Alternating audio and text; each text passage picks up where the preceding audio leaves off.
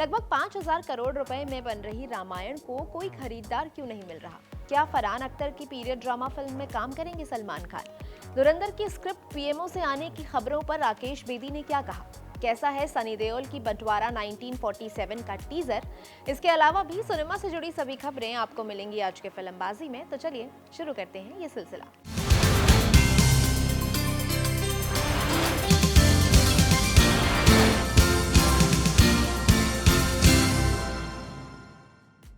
Box office world wide की report के मुताबिक राम गोपाल वर्मा एनकाउंटर स्पेशलिस्ट दया नायक की कहानी पर एक फिल्म बनाने की तैयारी कर रहे हैं।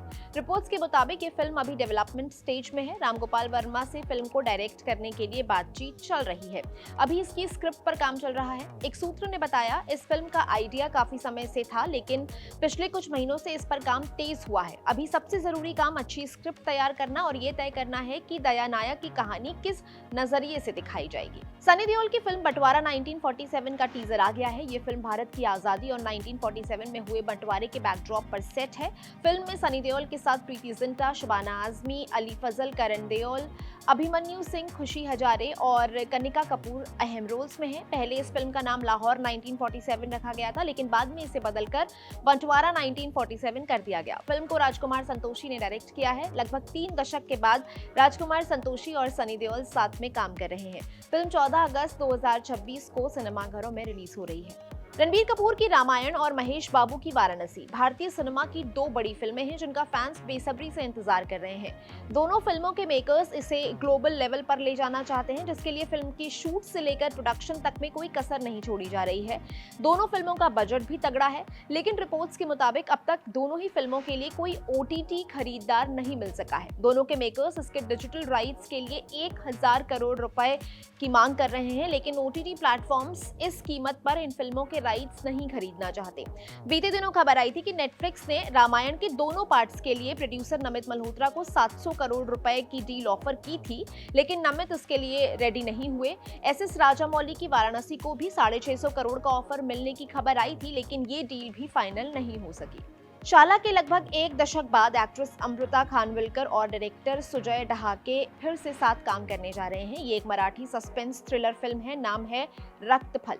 अमृता और संजय इससे पहले 2011 में आई शाला में साथ में काम कर चुके हैं। ये फिल्म मिलिंद बोकील के उपन्यास पर आधारित थी, जिसमें अमृता ने परांजपे बाई का किरदार निभाया था। शाला को मराठी भाषा की सर्वश्रेष्ठ फीचर फिल्म का राष्ट्रीय पुरस्कार भी मिला था। बताया जा रहा है कि फिल्म एक रहस्यमयी फल के इर्द गिर्द घूमती है, जो बाजार में आने के बाद धीरे धीरे लोगों के बीच में लोकप्रिय हो जाता है और सब पर अपना असर दिखाने लगता है। इसी के साथ एक रहस्यमय और सस्पेंस भरी कहानी की शुरुआत होती है। खबरें हैं कि सलमान खान फरहान अख्तर की फिल्म में काम कर सकते हैं। ये एक बड़े बजट की पीरियड ड्रामा फिल्म बताई जा रही है। पिंकविला ने सूत्रों के हवाले से एक खबर छापी है, जिसमें बताया है कि सलमान और फरहान पिछले लगभग 1 महीने से इस फिल्म को लेकर लगातार मीटिंग्स कर रहे हैं और दोनों के बीच इस पीरियड ड्रामा फिल्म को लेकर के चर्चा हो रही है। ये फिल्म एक हिस्टोरिकल कैरेक्टर पर बेस्ड होगी। इसे 2 पार्ट्स में बनाया जाना है। हालांकि अभी ये साफ नहीं हुआ है कि वो कैरेक्टर कौन सा है। रिपोर्ट के मुताबिक सलमान को फिल्म का बेसिक आइडिया पसंद आ गया है और वो इसमें इंटरेस्टेड भी हैं, लेकिन अभी ये बातचीत अपने शुरुआती दौर में है। दोनों के बीच अभी किसी तरह का कोई कॉन्ट्रैक्ट साइन नहीं हुआ है। अगर ऐसा होता है तो ये पहली दफा होगा जब सलमान खान और फरहान अख्तर साथ में काम करेंगे। मोहनलाल की फिल्म दृश्यम 3 का तेलुगु वर्जन 18 जून को ओटीटी पर आने वाला था, लेकिन मद्रास हाईकोर्ट ने इसकी रिलीज पर रोक लगा दी है। गुलटे की रिपोर्ट के मुताबिक ये फैसला फिल्म मेकर श्रीप्रिया की प्रोडक्शन कंपनी राजकुमार थिएटर प्राइवेट लिमिटेड की याचिका के बाद लिया गया। दरअसल पहली 2 दृश्यम फिल्मों को तेलुगु में भी रीमेक किया गया था। इसमें वेंकटेश लीड रोल में थे, लेकिन दृश्यम 3 का तेलुगु रीमेक नहीं बनाया गया। इसके बजाय मेकर्स ने मलयालम फिल्म को तेलुगु में डब करके ओटीटी पर रिलीज करने का फैसला किया। पहली तेलुगु रीमेक की डायरेक्टर रही श्रीप्रिया का दावा है कि फिल्म के तेलुगु राइट्स उनके ही पास हैं।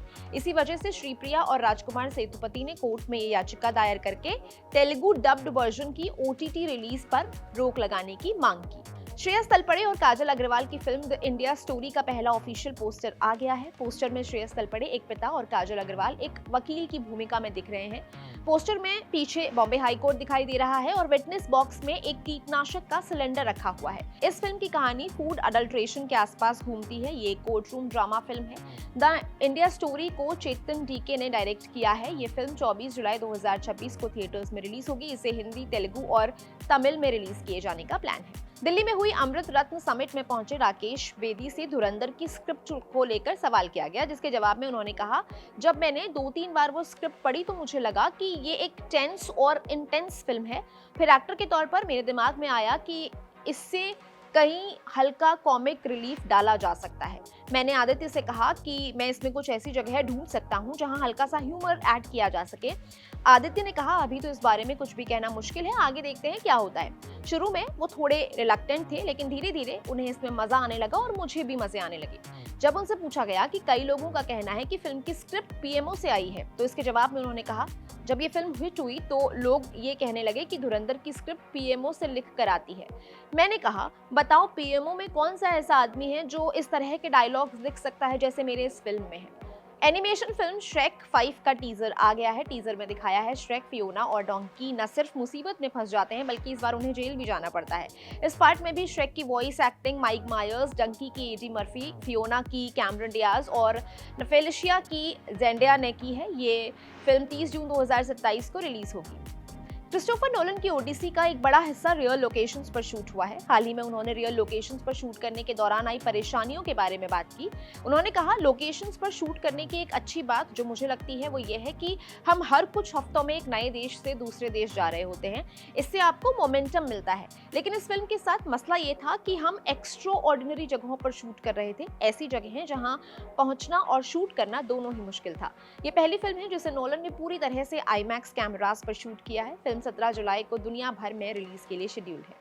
टॉम हॉलैंड की चौथी Spiderman film Spiderman brand new day theatres में रिलीज होने वाली है। उनसे पहले टोबी मैगवायर ने 3 और एंड्रू गारफील्ड ने 2 स्पाइडरमैन फिल्मों में काम किया था।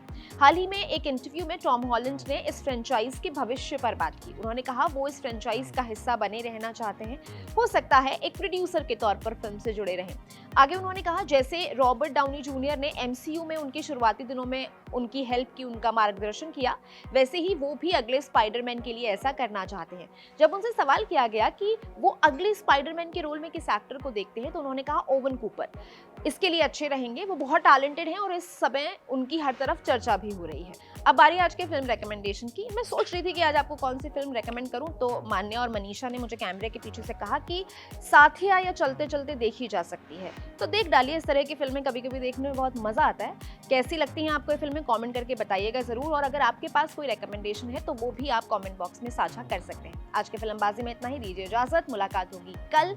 मैं हूं गरिमा, कैमरा के पीछे है मेरे साथी दीपक। शुक्रिया।